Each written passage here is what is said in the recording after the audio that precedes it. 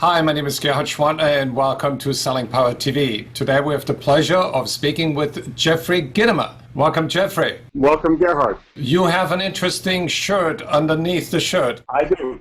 Today I'm wearing a t-shirt from Victorinox. You know Victorinox, they're over 100 years, they're actually about 115 years old, and they made Swiss Army knives for a century. Quality Swiss Army knives. Expensive Swiss Army knives for a century. And now they make all kinds of stuff. They make garments, and they have a whole line of clothing. They have a whole line of suitcases. They have a whole line of travel bags.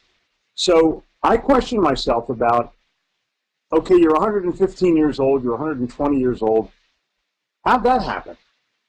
And why did it take you 100 years to get to the next level? Because once they did, the brand exploded.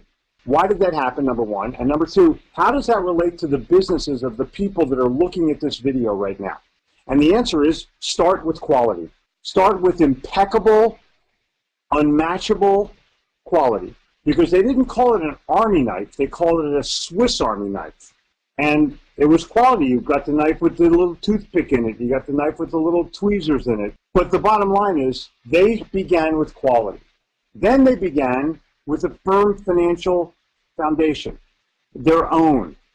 They didn't go for VC money. They didn't go for angel money. They invested their own money in their own products, and they built everything they do is quality. The bottom line there is, it's what will the public accept? You know, they're still buying a Mercedes. They're still buying an Audi. They're still buying a Rolls Royce, believe it or not. You start with quality. You don't start with a cheap price, because if you have a cheap price, then somebody who's 1 cent cheaper than you is going to win. 1 cent cheaper.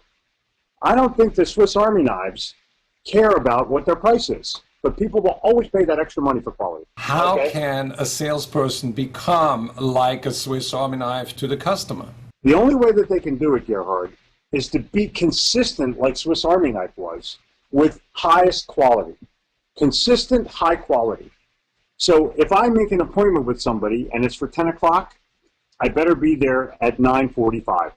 If I promise somebody that I'm going to deliver something on Tuesday, it's Tuesday even if my ass falls off. And you have to be a person who is reliable with quality delivery. Not just have it there, but I mean, if you back order something, for example, which can happen in any kind of a product-driven company, you call the customer in advance and offer that you'll go buy it from your competitor or have it delivered in a taxi cab or overnight air freight at no charge to make sure that that they know they can count on you. As the Swiss Army knife, he or she needs to care, have competence, and be consistent.